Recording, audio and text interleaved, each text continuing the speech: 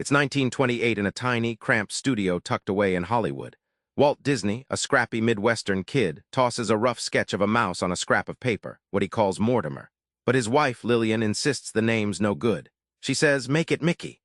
That little tweak launches a cultural revolution. But how did this humble rodent go on to change the whole idea of entertainment? And why did Walt's imagination refuse to stop at cartoons? Walt's early days weren't sprinkled with fairy dust. He battled scarcity and cut corners. How did a penniless dreamer create characters the world couldn't forget? In 1928, Walt faced a crisis. His first sound cartoon, Steamboat Willie, was a risk that every studio feared. The synchronized sound was like trying to coordinate a jazz band with no rehearsal. But Walt pushed through, and the result? Mickey Mouse exploded onto screens, chirping and whistling, his charm a perfect storm of personality and timing. It wasn't just a character, it was a star born from grit. Think of animation as a puppet show with invisible strings. Before Walt, cartoons were cheap jokes on loop. Walt saw it as a living world, full of subtle movements, emotions, and music syncing like a heartbeat. He transformed scribbles into stories that breathed, each frame pulsing with life, much like a symphony where every instrument is essential, not just background noise. This wasn't just about cute animals. Walt's imagination shattered rules, first cartoon with synchronized sound, first in color, first feature-length animation. He didn't just leap over hurdles, he knocked them down. Suddenly, animation wasn't just children's fluff, it was art, narrative, and technology fused. The entertainment game had been rewritten, with Walt as the new author. Walt wasn't just a lone genius. Behind the mouse was a dedicated team weaving imagination into reality. How did this crew turn dreams into timeless classics?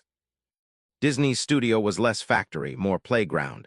Walt insisted on a culture where artists pushed limits and took risks. Imagine a jazz band riffing together, each solo improving the next. Everyone's voice mattered. Even with tight deadlines, Walt's rule was clear: creativity first, assembly line second.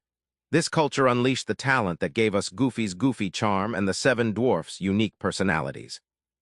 Collaborations like that of animator Iwerks and Walt themselves created breakthroughs. Iwerks brought lightning-fast draftsman skills, while Walt's storytelling intuition shaped the narratives. Their team turned mere sketches into characters with quirks so vivid you'd swear they could walk off the page. It was less about solo brilliance and more about catalyzing each other's sparks. Walt led like a jazz conductor, knowing when to let the solo fly and when to bring everyone back in harmony. He wasn't a hard boss barking orders. He was a visionary who could articulate an impossible dream and inspire others to chase it. The payoff? A studio that felt more like a creative family and less like a factory line. Walt didn't stop at films. His next act was almost unimaginable, a whole new kind of entertainment experience.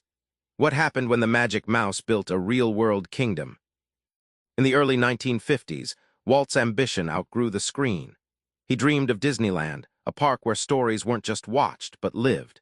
He personally drove around Anaheim scouting locations, sketching ideas of fairy tale castles and futuristic rides. Disneyland was a gamble nobody else dared take. It was Walt's real-world canvas where imagination met engineering in a way that invited millions to step inside a dream. Disneyland turned entertainment inside out. Instead of passive viewers, guests became active participants, walking through realms, engaging senses beyond sight and sound. It was like turning a movie theater into a playground for your imagination. This daring fusion of storytelling and physical experience became a blueprint for theme parks everywhere, shifting how we think about leisure and fantasy. Walt's leap from just animation to immersive worlds changed whole industries. His vision birthed new tech in animatronics and themed attraction design.